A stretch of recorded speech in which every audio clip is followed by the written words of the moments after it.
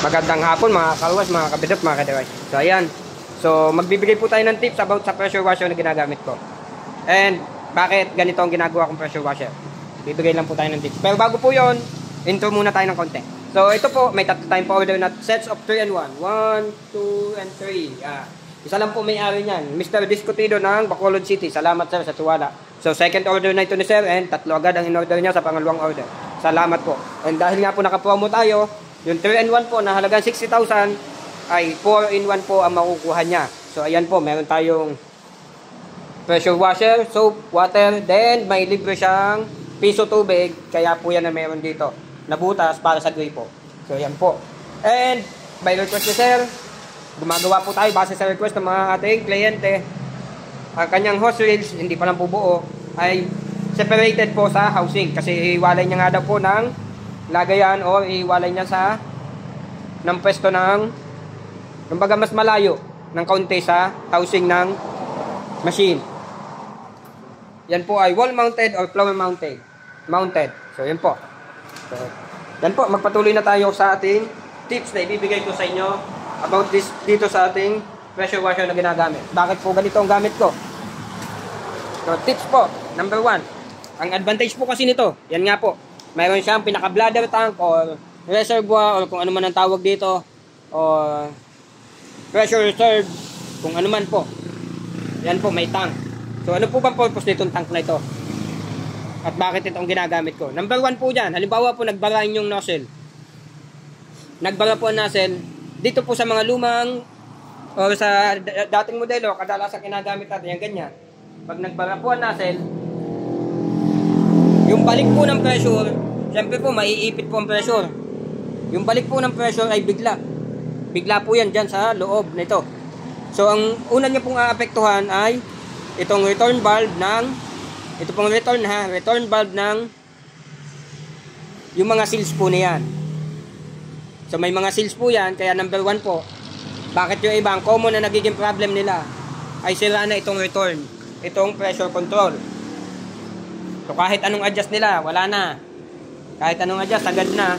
Kasi po, nasisira po yan minsan dahil po sa pagkabiglaang ipit ng pressure dahil sa pagbabara ng nozzle. O kaya naman po, ang gamit nyo pong nozzle ay yung may on-off po, yung kailangan pa pong kalabitin para lumabas ang tubig, yung ganon.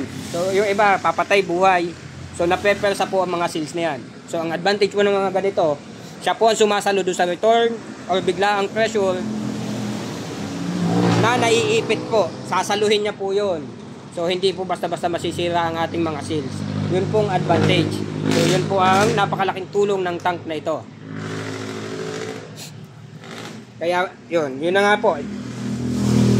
So yung pong return isipin nyo, biglang iipit ang pressure. Seals po agad ang madadali. Common po yun. Kaya common problem na po yan sa ating mga pressure washer. Naba-blackout ako Medyo masakit kasi ang lalamunan. So ito po, nagbigay pa tayo ng tips. Ang kagandahan pa po na ito ay ito nga po, yung pang-adjust nyo ng pressure ay kahit kamay lang po ang gamit nyo, hindi nyo kailangan ng specialized tools para mapihit. Napakadali pong i-adjust.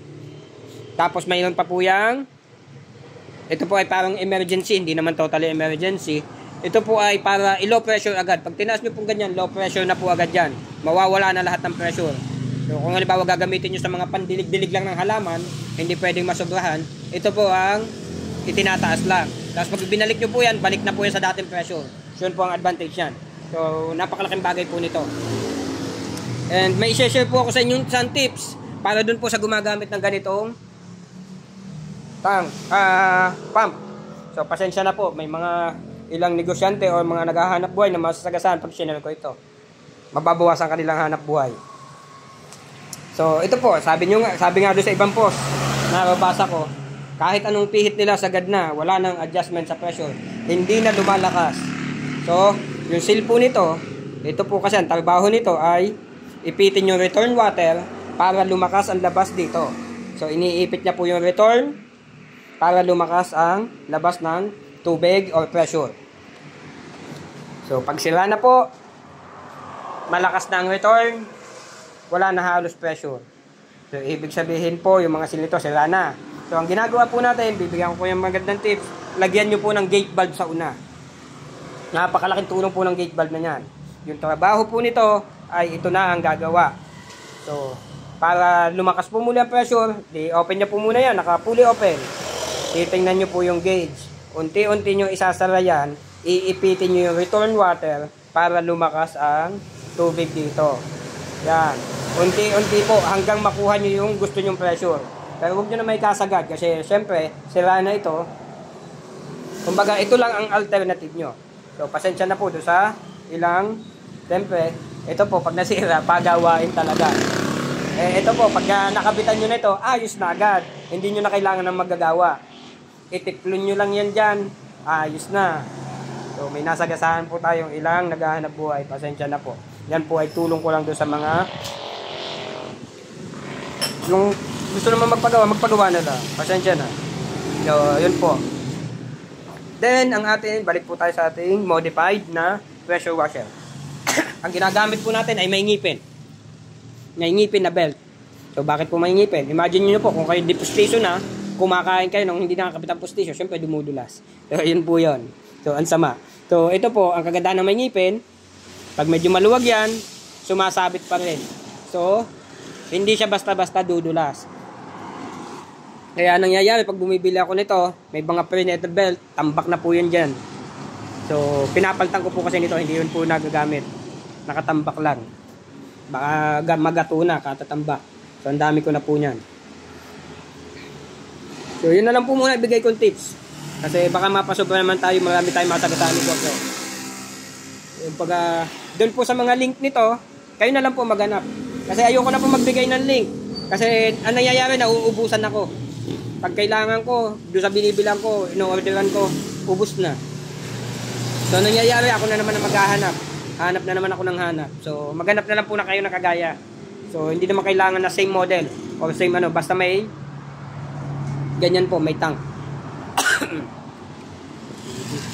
Hindi na po tayo magbibigay ng link, ha? Pasensya na po.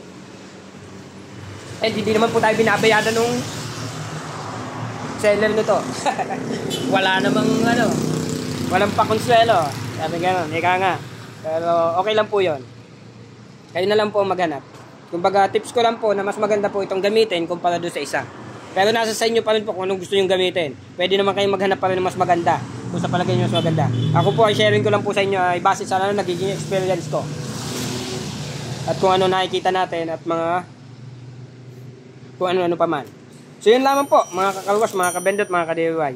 Kung may natutunan po kayo o nagustuhan, please like and subscribe naman po dyan. And click the bell. Salamat po.